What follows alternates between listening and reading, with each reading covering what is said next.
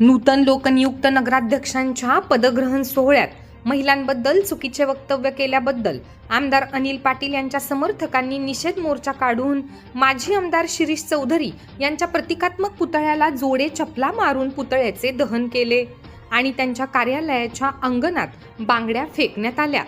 माजी आमदार शिरीष चौधरी यांनी पदग्रहण सोहळ्यात आमदार अनिल पाटील यांच्यावर टीका करताना त्यांच्या पत्नीबाबत चुकीचे वक्तव्य केले।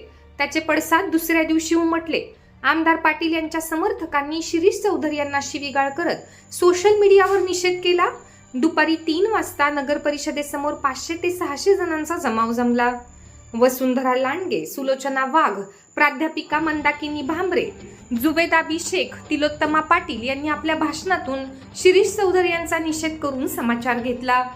चौधरी यांनी बेताल वक्तव्य केले, त्याबाबत लाज वाटली पाहिजे। हा जयश्री पाटलांचा नव्हे तर सर्व महिलांचा अवमान आहे असे म्हणत त्यांनी जयश्री पाटील यांची जाहीर माफी मागावी अशी मागणी केली। पालिकेसमोर चौधरी यांच्या पुतळ्याला जोडे चपला मारून निषेधांच्या घोषणा देण्यात आल्या। त्यानंतर प्रतिकात्मक पुतळ्याचे दहन करण्यात येऊन मोर्चा अर्बन बँक, स्वामीनारायण मंदिर मार्गे शिरीष चौधरी यांच्या कार्यालयासमोर गेला। तेथून मोर्चा जात असताना आरडाओरडा झाली। काही महिलांनी बांगड्या कार्यालयावर फेकल्या। वेळीच डीवायएसपी विनायक कोते, पोलीस निरीक्षक दत्तात्रय निकम व पोलिसांनी सावध भूमिका घेतल्याने जमावाला पुढे पाठवले, अन्यथा वाद वाढले असते। तेथून मोर्चा महाराणा प्रताप चौकात आल्यानंतर टायर जाळण्यात आले व तेथेही रस्त्यावर बांगड्या फोडण्यात आल्या। रस्त्यावर काचेचे तुकडे पसरले होते। दरम्यान माजी आमदार शिरीष चौधरी यांनी माझ्या भाषणाचा गैरअर्थ काढून त्याचे महिलांना विपरीत परिणाम होतील असे पसरवले जात आहे। कोणत्याही महिलेचा अनादर करण्याचा माझा हेतू नसतो आणि नव्हता। तरीही महिलांच्या भावना दुखावल्या जर असतील तर मी जाहीर दिलगिरी व्यक्त करतो, असा व्हिडिओ सोशल मीडियावरती व्हायरल केला।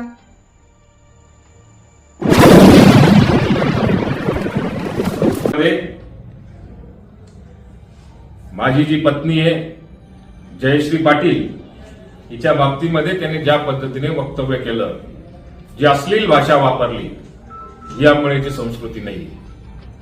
अंमळेची संस्कृती संत सखाराम महाराजांची ही पावनभूमी, साने गुरुजींची कर्मभूमी, प्रताप शेठजींची ही शैक्षणिक भूमी। या भूमीमध्ये ह्या प्रकारचं वक्तव्य लोकांमध्ये सहन केलं जात नाही। आम्हाला त्या वक्तव्यामुळे एक प्रश्न पडला की व्यासपीठावर बसणाऱ्या लोकांनी त्याच्यासाठी टाळ्या वाजून स्वागत केलं गेलं। समोर बसलेल्या काही ऑडियन्स मधल्या काही लोक, जे काही प्रेक्षक आले असतील, त्यांच्यामध्ये टाळ्या वाजवल्या गेल्या आणि ते वक्तव्य असं होतं की आमदाराची बायको ही त्याच्या ताब्यात नाही किंवा आमदाराच्या बायकोचा आमदाराचा कंट्रोल नाही, अशा स्वरूपाचं जे वक्तव्य केलं। मला त्याला हा जाहीर प्रश्न आहे की व्यासपीठावर काही नगरसेविका निवडून आल्या होत्या, व्यासपीठावर काही विविध पक्षाचं काम करणाऱ्या सुद्धा काही महिला भगिनी होत्या।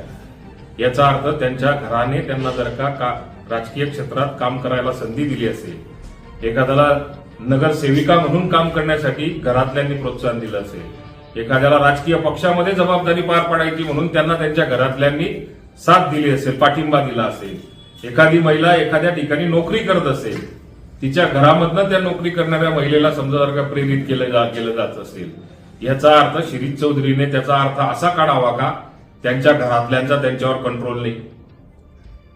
ही एक प्रकारची महिलांना सक्षमीकरण करण्याच्या दृष्टिकोनातून जे शासनाच्या वेगवेगळ्या माध्यमातून जे प्रयत्न केले जातात, त्याला ही प्रवृत्ती रोखण्याचं कारण असतं। ही पुरुष प्रधान संस्कृती ज्याला म्हटली जाते आणि महिलांचा तिरस्कार करायचा, ज्या पुढे जाणाऱ्या महिला आहेत त्यांच्या बाबतीमध्ये अशी जी अपप्रवृत्ती असते समाजामध्ये, याच्यासारखी अनेक असतील अजून, पण ही जी अपप्रवृत्ती असते, या अपप्रवृत्तीला खऱ्या अर्थाने माझा विरोध आहे।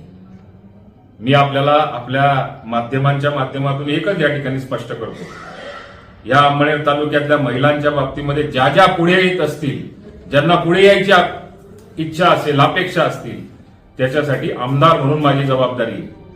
मी प्रत्येक महिला भगिनीला मला प्रेमाने दादा म्हणतात। अंमळनेर तालुक्यातल्या प्रत्येक बहिणीचा, महिला ज्या असतील, मी कोण मला मुलीच्या बरोबरीची असेल, कोणी माझ्या बहिणीच्या बरोबरीची असेल, कोणी आईच्या बरोबरीची असेल, त्यांचा सन्मान ठेवणं एक आमदार म्हणून माझी जबाबदारी। म्हणून ज्या तालुक्यातल्या महिला पुढे येतील, त्या सगळ्या येणाऱ्या तालुक्यातल्या महिलांच्या पाठीमागे उभं राहणं त्यांना प्रेरणा देणं, त्यांच्यासाठी ताकद उभी करणं ही जबाबदारी एक लोकप्रतिनिधी म्हणून आमच्यासारखी असते आणि मी ती सदैव पार पाडणार आहे. असे शिरीष चौधरी 56 जरी आले तरी सुद्धा हे कार्य मात्र आमचं काही बंद पडणार नाही.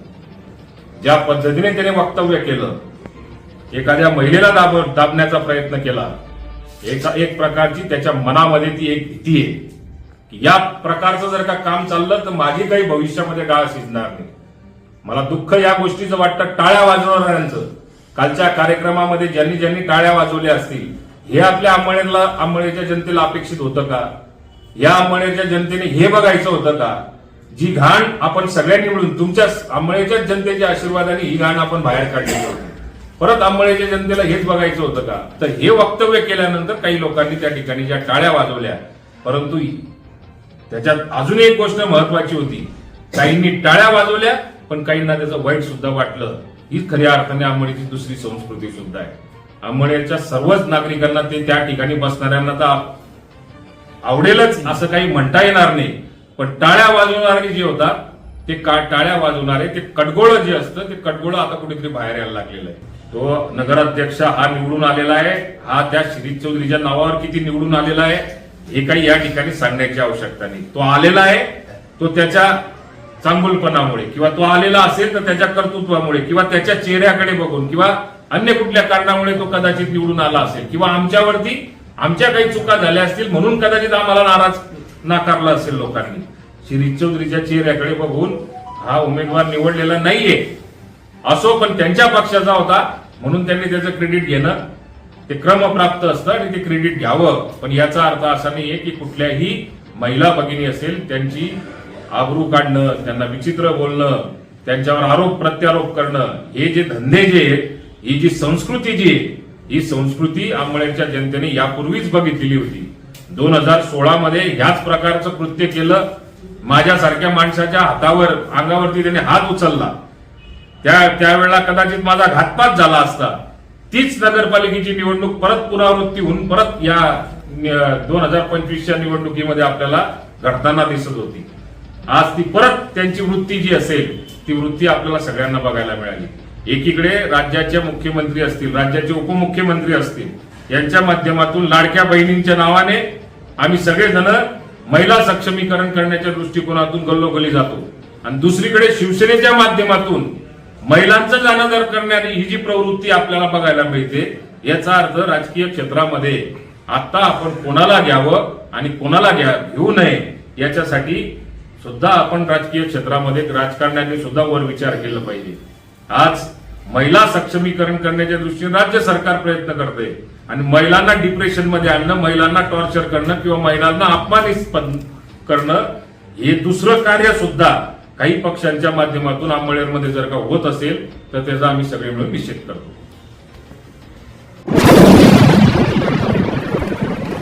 असंख्य अडचणी आल्या आम्हाला. दादा हे काय धंदे करतात, हा काय करतो, याचे मुलं तिथं उभे आहेत, यांच्या पाटा पाडायला जाऊ, यांच्या असं करायला जाऊ. अरे भाऊ, तू तुझी बायको सांभाळ शकणार नाही. 150 किलोमीटरवर काय पाटा पाडा. नमस्कार, मी माजी आमदार शिरीष चौधरी.